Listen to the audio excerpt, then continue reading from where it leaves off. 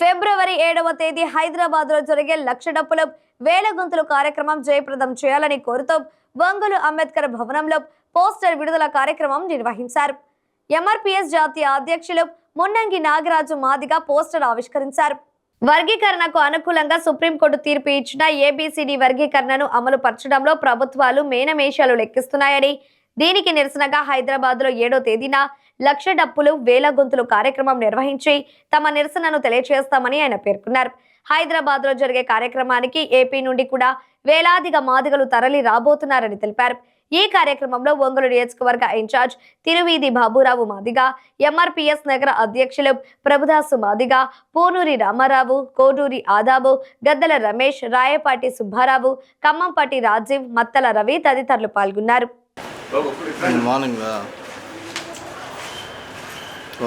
ఏడవ తారీఖున హైదరాబాద్ లో జరిగే వేల గొంతులు లక్షల డబ్బుల కార్యక్రమాన్ని విజయవంతం జరిగే వేల గొంతులు లక్షల డబ్బుల కార్యక్రమాన్ని విజయవంతం చేయండి.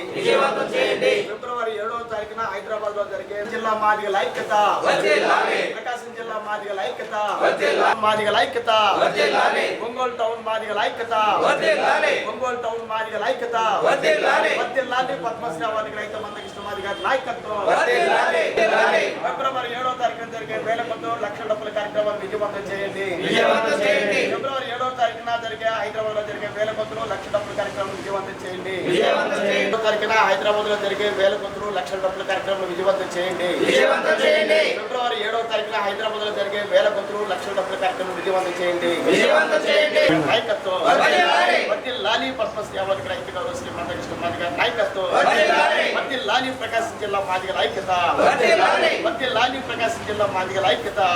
ఫిబ్రవరి 7వ తారీఖున వేల గొంతులు లక్షల డప్పుల కార్యక్రమాన్ని ఈ ప్రపంచంలో అతిపెద్ద సాంస్కృతిక ఉద్యమాన్ని నిర్వహించాలనే ఉద్దేశంతో, అలాగే మాదిగ జాతి చిరకాల ఆకాంక్ష ఎస్సీ వర్గీకరణను ఈ ప్రపంచానికి తెలియజేయాలి. అలాగే తెలంగాణ రాష్ట్రంలో ఉండబడినటువంటి కాంగ్రెస్ ముఖ్యమంత్రి రేవంత్ రెడ్డి ప్రభుత్వానికి మాదిగ జాతి ఆకాంక్షను, మాదిగ జాతి సింహమైనటువంటి దండోరో డప్పు ద్వారా తెలియజేయాలనే ఉద్దేశంతో వేల గొంతులు లక్షల డప్పుల కార్యక్రమాన్ని పద్మశ్రీ అవార్డు గ్రహీత గౌరవ శ్రీ మందకృష్ణ మాది గారు పిలుపునివ్వడం జరిగింది. ప్రధానంగా ఈ ప్రపంచంలో ప్రతి కులానికంటూ వారికి సంబంధించి ఒక ప్రత్యేకమైనటువంటి సాంస్కృతిక వాయిద్యాలు అనేవి ఉన్నాయి.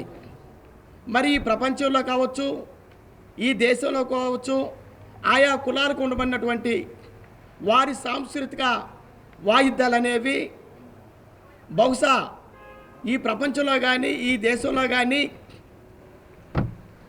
వారు ప్రదర్శించినటువంటి సాంస్కృతిక ప్రదర్శనలు అనేవి వందల సంఖ్యలో, వేల సంఖ్యలో మాత్రమే ఇప్పటి వరకు జరిగినట్లు మనకు స్పష్టంగా ఆధారాలు కనిపిస్తున్నాయి.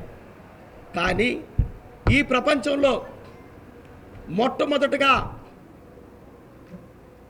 మాదిగ జాతి ఏదైతే సాంస్కృతిక చిహ్నంగా చెప్పబడుతున్నటువంటి దండోరా డప్పు ఉందో, ఈ డప్పు ద్వారా ఫిబ్రవరి 7వ తారీఖున వేల గొంతులు లక్షల డప్పుల కార్యక్రమం అనేది ప్రపంచ రికార్డుగా ఫిబ్రవరి 7వ తారీఖున నమోదు కాబోతుంది. చాలామంది ఇక్కడ తరలి వెళ్ళి ప్రతి మనిషి డప్పు తీసుకొని రావాలని చెప్పడం జరిగింది. చాలామంది విడిగా రాట వస్తారు, అట్లా కాదు అనుకుంటా డప్పు తీసుకొని రావాలని చెప్తుంది. నిన్న కూడా కొంత డప్పులు విక్రయం చేయడం జరిగింది. కొన్నాం కొంతమంది డప్పులు, కొంతమంది వస్తున్నారు కదా, కొంతమంది లేని వాళ్ళు కూడా కొంతమంది ఉంటారు. కాబట్టి నిన్న డప్పులు కూడా చాలా వరకు ఒక 50 డప్పులు కొన్నాం, విడిగా కూడా కొన్నాము. ఇంకా ఇంకా ఇంకా ఎక్కువ సంఖ్యలోనే డప్పులు కావాలని చెప్పి కూడా చాలామందితో మాట్లాడటం జరిగింది. వాళ్ళు కూడా మీ టౌన్ కమిటీకి కంపల్సరీ మేము సహాయం చేస్తామని చెప్పడం కూడా జరిగింది. ఇప్పటికైతే బస్సులు అయితే రెడీ చేస్తున్నాం, వెహికల్స్ రెడీ చేస్తున్నాం.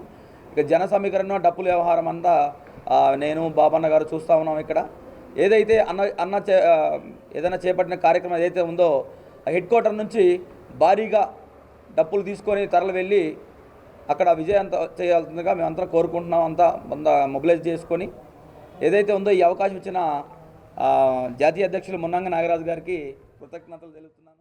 2 రాష్ట్రాలు ఉన్నాయి కదా, ఒక తెలంగాణలో ఎందుకు చేస్తున్నారని ప్రశ్నిస్తున్నారు. తెలంగాణలో ఎందుకు చేస్తున్నామంటే సుప్రీంకోర్టు తీర్పిచ్చిన 1వ తారీఖే ఫస్ట్ రేవంత్ రెడ్డి వర్గీకరణకి అసెంబ్లీలో పెడతానని మాట ఇచ్చినోడు ఫస్ట్ రేవంత్ రెడ్డి ఇచ్చి నోటిఫికేషన్లు పడితే కూడా ఆఫ్ చేపించాడు. ఆఫ్ చేపించి మా సోదరుల దెబ్బకు తట్టుకోలేక చేసి దాన్ని ఇంకొక రకంగా మలిపి అదిగో ఇది కానీ కాలాపన చేస్తుంటే మా నాయకుడు సామాన్య నాయకుడు కాదు, వాళ్ళకి తెలుసు ఆ సంగతి. ఎన్ని రకాల ఉద్యమాలు చేసి ఎన్ని రకాలు చేస్తేనే పద్మశ్రీ అవార్డు వచ్చింది. పద్మశ్రీ అవార్డు రావటం అంటే ఎంతోమంది ట్రై చేశారు, ఎంతో లిస్టులు పెట్టారు. ఆయన 30 సంవత్సరాలు ఆయన రోడ్డు మీద ఎన్ని కష్టాలు పడి ఎంత జనాన్ని సమకూర్చి చేసిన మహానుభావుడు. ఆయన సహించుకోలేకపోయాడు.